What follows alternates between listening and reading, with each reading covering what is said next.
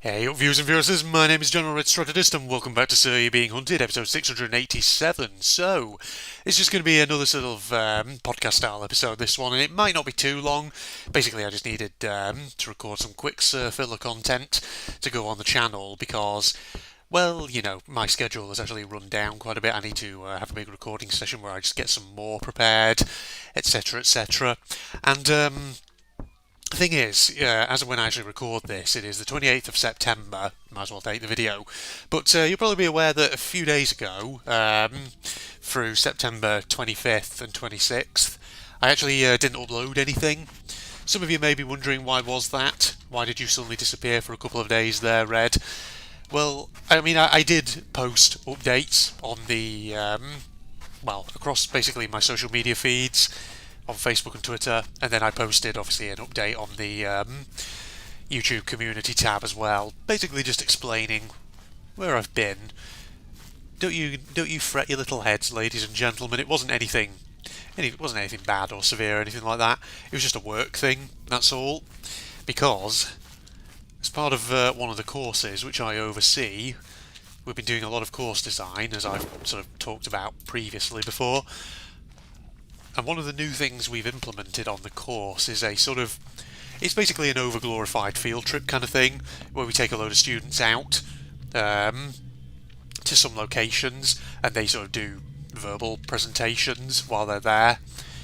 So it's a new type of assessment, and it's quite interesting. I'm not going to talk about the assessment itself. I'm just going to talk perhaps about places we went to. I mean, the thing is, quite a while back, I think did I not do a Sir episode where I talked about in July? I think it was that me and a couple of colleagues had been sort of on a recce of certain locations in London and Portsmouth. Basically, ladies and gentlemen, it's the same locations that I went to for that one. So I went to London, looked at the Churchill War Rooms, or the Cabinet War Rooms as they used to be called, and we then went down to Portsmouth, went through some of the museums that I mentioned in that previous episode, whenever it was.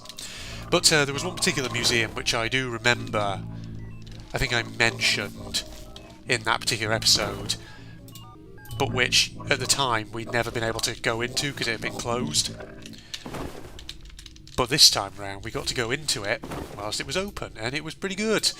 And the museum in question, ladies and gents, for anyone who doesn't know, is the Museum of Naval... Well, it's called the Explosion Museum, Naval Firepower. Basically, it's located in a place called Priddishard, which back in the 18th century was essentially a arms storage location for the 18th century Royal Navy. And then in the Second World War it became, a place for the production and storage of TNT, Amatol, stuff like that. So it was good to actually go into it, and basically that's why I kind of wanted to do this podcast style episode, because it was a real good location, and if you're ever in the UK, down in Portsmouth way, it's well worth a visit. Whenever I come across cool museums, I always like to recommend them in my Sir You're Being Hunted series, and Priddishard Explosion Museum, no exception. It's pretty good stuff. Because basically, it takes you through the history of the location.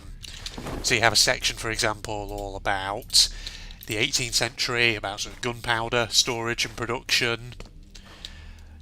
Then it sort of goes through time from there. You go through into obviously the Second World War bit, and then it comes into Cold War and more sort of modern stuff. It's quite a visually recognisable museum as well, because when you go through the entrance down one side, it basically has a load of all naval warship guns, turrets, sort of lined up down one side. So going, but most of them are sort of more modern systems, like Stingray torpedo launchers, sort of modern 1980s era kind of turrets with what would have had rotary Gatling gun sort of setups. Well, not Gatling guns, it's not right, minigun setups with sensors for tracking incoming missiles, that kind of thing. And it even has an old 18th century ship's bomb catch mortar. Real interesting stuff. So basically, if you're into your naval history like I am, it's an absolute must visit. Real good. But it was really interesting actually overall, because basically as an academic, there was me and another academic colleague, and then several students and other tutors. But me and the academic colleague, our job was basically at each location was to give sort of like an introduction to the historical context of the place, what it was all about. And it's funny because obviously that kind of thing, I've never done that sort of kind of like academic field trip kind of thing before, where I've taken a bunch of students away from the educational establishment institution itself to certain locations and actually not given them a guided tour. That's not what we did, but in essence, sort of had to kind of swat up on all kinds of historical detail, and then at each location give sort of like roughly 10 minutes of intro. Talking about we're standing outside boat shed number 4 of the Royal Historic Dockyard rather of Portsmouth. And the significance of this place is that in the run-up to World War II, it was built as part of the rearmament programme, etc., etc. And then talking about all the detail of, public-private, military industry partnerships, how they played out in the run-up to World War II and this kind of thing. And, it's one of those things which I think I was looking forward to, but I was also sort of looking forward to it with a bit of nervous anticipation, because like I say, it was the first time I've ever done something like that, and you always kind of worry, I think, that because you're going to have to give a bit of a historical intro at each location, you think, oh god, I'm going to have to get to grips with all this information. But the thing is, like, I actually didn't find it too bad. I actually managed to do it, Managed to give a bit of an intro at each location, covered the basic and most essential details. I think it overall went fairly well. And the thing is, like, there are ways you can sort of get good at doing that kind of thing, at basically being able to rhyme off the history of a location from memory. The thing is, a typical technique a lot of people like to use is flashcards. So rather than obviously reading off a script, instead you might just have a series of short, small little slips of paper or card, and you might just write down a few key things on it that are designed to just jog your memory. So that way, your speech is kind of free-flowing. It's not sort of stilted in the sense of it's as if, you're just reading off a script.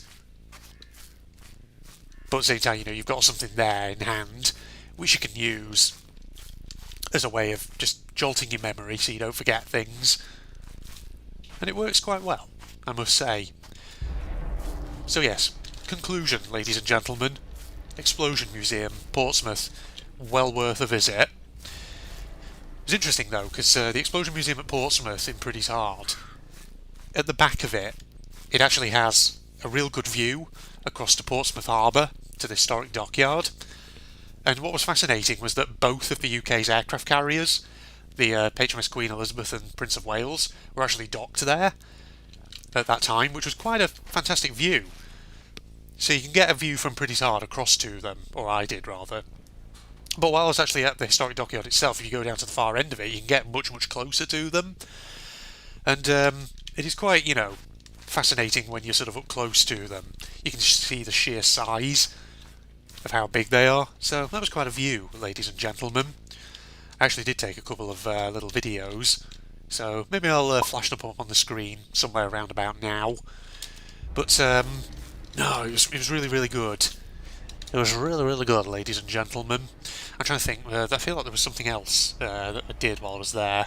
There's actually a couple of things. Oh god, sorry, it's not my microphone, camera even, mouse. God, jeez, can't talk all of a sudden. Yeah, I remember something else actually interesting. Has anyone ever been to Casa Brazil or whatever it's called? It's like a little chain of restaurants. I've never seen it before. But whilst we were down in Portsmouth, we decided to go out for an evening meal at one of these places. Some of the students booked a big table. So we went down there, and basically it's Brazilian, but it's one of those kind of... Basically the way it works is, it's like you pay a flat... can't say that. You pay a flat rate, and what you basically then have is like a buffet table with lots of like cold salady items that you can just go up and get as much as you want. And whilst you're eating, Basically, the waiting on staff sort of come around table by table, and they have like big platters of meats, all kinds of meats. And basically, they ask you, "Do you want some of this meat?" And they'll carve off a piece of it for you. And it's ridiculous. Like they constantly come to your table with new and different meats. One guy will come with sausage, then the guy will come with beef, sirloin steak, sweet chili turkey, friggin' roasted chicken, even like friggin' toasted pineapple at one point. And you just eat and eat and eat. And the problem is, I think it's one of those kind of restaurants where you can end up getting quite greedy. You end up sort of eating with your eyes, to put it that way. And you end up saying, "Oh yeah, I'll take a bit of sweet chili turkey. Oh yeah, I'll take a bit of piri piri chicken." Or peri, is it piri piri? Peri peri. No, I can't remember. One or the other. "I'll take a bit of chicken. Yeah, I'll take a bit of sirloin steak." And you just eat and eat and eat, and by the end of it, you're absolutely stuffed to bursting. But I enjoyed it. It was all right for what it was. It was nice. Nothing special, but it was good. The only problem was we had to walk there, and the weather in Portsmouth wasn't very good whilst we were there. And right throughout the day before we went to this Casa Brazil, the weather had sort of it had been grey, but it hadn't been too rainy. There'd been the occasional very light shower. And so, as we got to the evening and we were setting out to walk on, I thought, should I take my umbrella with me? Because I had a coat on, but I also brought a brolly, and I was still thinking, should I take my umbrella in case it rains? I thought, well, you know what? It's been fine. I don't think it'll rain. I think we'll be safe. Guess what? It was like a 26-minute walk to this restaurant, and halfway through, the friggin' heavens just opened up. And it wasn't just light rain, it was heavy rain. And so by the time we basically got to the restaurant, we were absolutely soaked through. And so I just had to sit there and just, slowly dry out whilst eating. And basically afterwards, when we walked back to the hotel, it was just... Obviously, I got back to the hotel, went back to my room thinking, right, I'll turn in for the night. Basically put all my just wet clothes, hung them up wherever I could, just hoping, that come the morning they would dry out. And for the most part they did, except for my shoes and the ankles of my trousers, which even by the next morning was still damp. So I just had to basically wander around in damp shoes and trousers with friggin' ankles that were still wet, which is not fun. But fortunately, as the day went on, they did dry out. And on the second day, second day in Portsmouth, the weather again wasn't very good. But fortunately, when it did rain, it tended to rain while we were indoors. For example, while we were at Pretty's Hard, it did rain quite heavily. But fortunately, we were in the museum restaurant. So we got to sit there with nice food and just eat whilst the rain eventually blew over. Actually, I've just remembered now what it is, that the other thing I wanted to talk about. Sorry, going back to Pretty's Hard again, the Explosion Museum. I should have mentioned this actually before, but the Explosion Museum has two sort of sections to it. It has basically the sort of like the main set of buildings, the Grand Magazine, the actual warehouses, where, all like war munitions would have been produced and stored. So there's that whole section which is all about production of explosives, that kind of thing. But then there's another section to it which is all about coastal forces of the Royal Navy, mainly in sort of like the two world wars. And it wasn't as big as the explosion section of the museum, but I thought it was really fascinating. I really enjoyed it because they had a couple of actual old sort of World War One, World War Two era coastal motor torpedo / gunboats, wherever they were, inside one of the big warehouses, among other exhibits. And the thing is, like, there was a lot actually in the locations we went to as part of this field trip, which was kind of really linked to the Royal Navy's coastal forces in World War Two. Obviously, when we went to the historic dockyard and we looked at boat shed number 4, a lot of what I talked about there for the students was about coastal forces and the production of, basically small motor gunboats, that kind of thing. But it was a really fascinating history, because the thing is, I'm obviously into my naval history and that kind of thing, and particularly, I've always been sort of into, big naval battles, big warships, that kind of thing. But I have to say, this particular trip and all the preparation up for it has really kind of inspired an interest in me for the role played by smaller naval forces. In sort of like coastal regions, that kind of thing, and the role played by like smaller vessels. Because the thing is, they did play an important role, the coastal forces of World War Two, because obviously they had to protect Allied convoys from things like German E and R boats, the Schnellboot, as they were called, fast attack craft basically, and even in the run up to D-Day and in the days afterward, German fast attack vessels, the E-boats and the R-boats, were still a big threat. So it was a real good bit of history. It was just really enjoyable. Really enjoyed it. So that was a good highlight. Very much, pretty hard. Well worth a visit, ladies and gentlemen. Alright, well I think that's probably a good place to wrap this episode up. Because come to think of it, if I'm going to insert little bits of footage into this video, I'm going to need to transfer them to my computer. Going to need to then do some editing in Magix and all that in order to overlay the footage. Whatever else have you. Okay, well in that case, social media links are down below, along with a link to my propagandist channel for anyone interested, and if you enjoyed, a like is of course always appreciated. Let me know if you've ever been to the Explosion Museum before, did you enjoy it, blah blah blah, all that jazz, and I'll see you next time. Goodbye everybody. Right, I should be a little bit stronger. Probably, yeah. Space defense, really.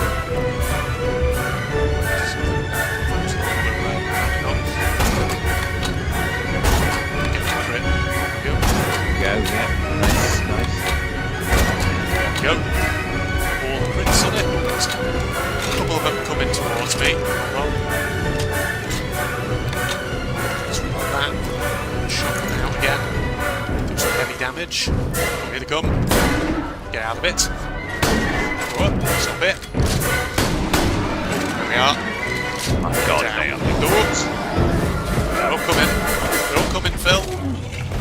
Really cool to get around. I can see things are about to kick off, so I got out of there.